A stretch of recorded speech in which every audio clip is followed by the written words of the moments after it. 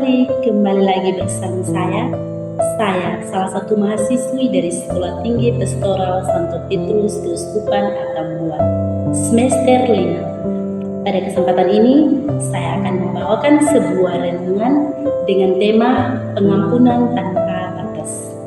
Bacaannya diambil dari Injil Lukas bab 14 ayat 15 sampai dengan ayat 24. Bapak, Ibu, Saudara dan Saudari sekalian, pengampunan tanpa batas. Dengan demikian, pengampunan berarti pembebasan atau pelepasan dari kesalahan atau dosa. Dalam bacaan Injil, ada beberapa pernyataan bahwa menjelang perjamuan itu dimulai, seorang hamba mengatakan kepada undangan, "Marilah, sebab segala sesuatu sudah siap."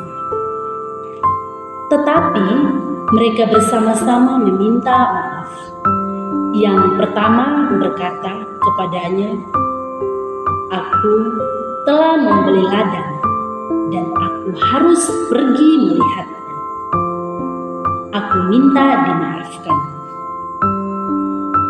Yang lain berkata, "Aku telah membeli 5 pasang lembu dan aku harus pergi mencobanya.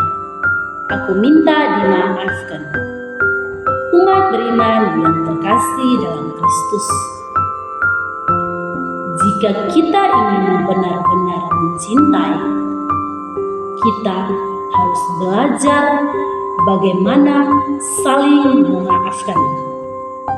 Kita perlu belajar dari bacaan Injil Lukas, bagaimana saling mengasihi dan mengampuni orang yang menyakiti hati kita. Mengampuni bukan berarti tidak merasakan sakit hati, melainkan memilih untuk hidup dengan melepaskan rasa sakit. Mengampuni dapat dilakukan dengan cara yang paling sederhana, yaitu melepaskan sakit hati dan menyerahkan orang-orang dan keadaan-keadaan yang menyakitkan ke dalam tangan Tuhan. Bapak Ibu yang terkasih dalam Kristus, ibaratnya kita menerima kiriman paket, kita bisa menerimanya dengan menandatangani tanda terima atau menolaknya. Saat kita membiarkan sakit hati menguasai kita, maka selamanya kita akan sakit. Sebaliknya, menyerahkan hal itu dalam tangan Tuhan, maka kita akan damai sejahtera.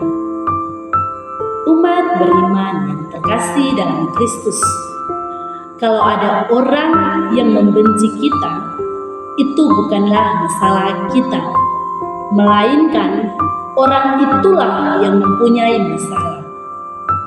Tetapi saat kita memilih untuk membalas dengan kebencian juga, atau kita memikirkan kebencian orang lain kepada kita, hati-hati, itu akan membuat hati kita terluka, hati kita akan pahit. Tanpa kita sadari, itu akan menghalangi berkat Tuhan. Di saat kita memberikan pengampunan, kita punya kesempatan besar untuk lepas dari masalah. Akar pahit hilang dalam hidup kita, pemulihan hubungan akan terjadi. Mujizat kesempatan atau mujizat batin akan menjadi. Kita akan mengalami hidup penuh sukacita dan damai sejahtera. Umat beriman yang terkasih dalam Kristus, bahkan berkat dan kasih Allah akan limpah dalam hidup kita yang sejahtera. Umat beriman yang terkasih dalam Kristus, dasar pengampunan kita adalah Allah sendiri. Allah sendiri di dalam cerita perumpamaan itu mengampuni dosa-dosa kita. Maka sepatutnya kita manusia juga saling mengampuni.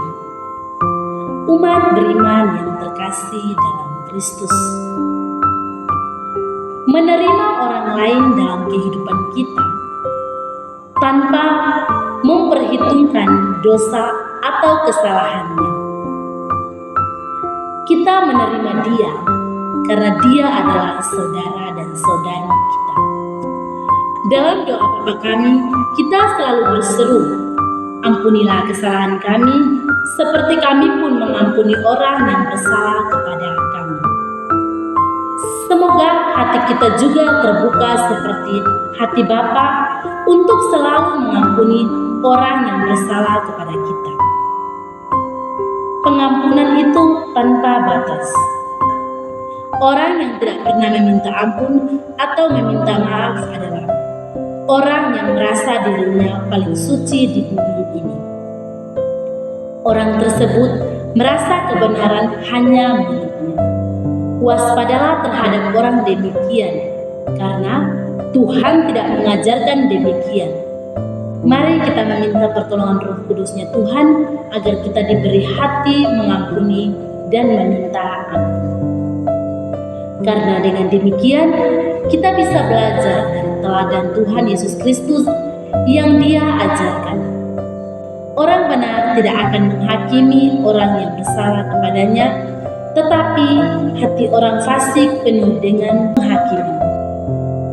Selamat beraktivitas dengan iman. Apapun yang kita kerjakan pada hari ini, Tuhan pasti buat baik. Tuhan Yesus memberkati. Audio Jungle.